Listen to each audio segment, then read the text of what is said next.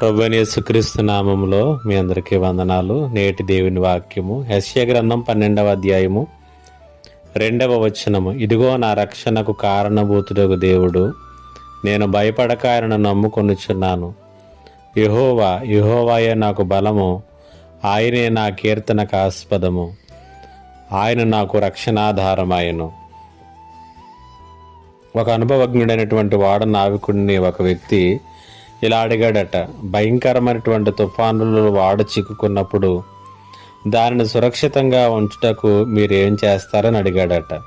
దానికి ఆ అనుభవజ్ఞుడైనటువంటి వాడ నావికుడు ఇలా సమాధానం ఇచ్చాడు.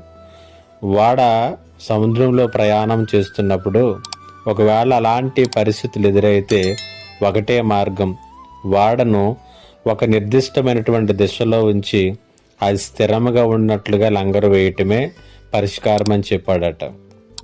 నిజమే, జీవితంలో కూడా సంభవించే కొన్ని తుఫానుల కారణంగా కొన్నిసార్లు నెలల తరబడి సూర్యకాంతిని కానీ నక్షత్రముల ప్రకాశమును కానీ చూడలేనటువంటి వాడల వలె మన జీవితాల్లో కూడా నిరీక్షణకు ఆశకు ఎక్కడా కూడా అవకాశం లేనటువంటి పరిస్థితులు మనం చూస్తూ ఉంటాం.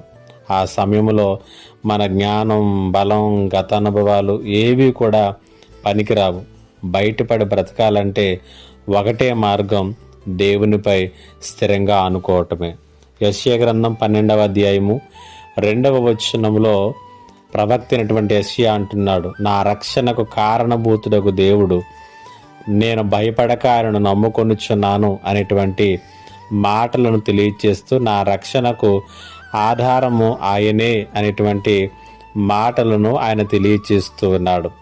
ఈ మాటలు వింటున్నటువంటి నీ జీవితంలో కూడా ఒకవేళ జీవిత తుఫానుల మధ్యలో నువ్వు ప్రయాణిస్తూ ఉంటే క్రీస్తునందు విశ్వాసం ఉంచు, స్థిరముగా ఆయనపై ఆనుకో, నిశ్చింతగా తుఫానులు అధిగమించగలవు.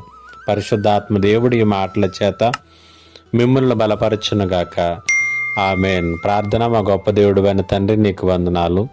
ఈ మాటల చేత ప్రతి ఒక్కరిని కూడా బలపరచమని యేసు నామములో అడిగి వేడుకొనుచున్నాను తండ్రి. ఆమేన్.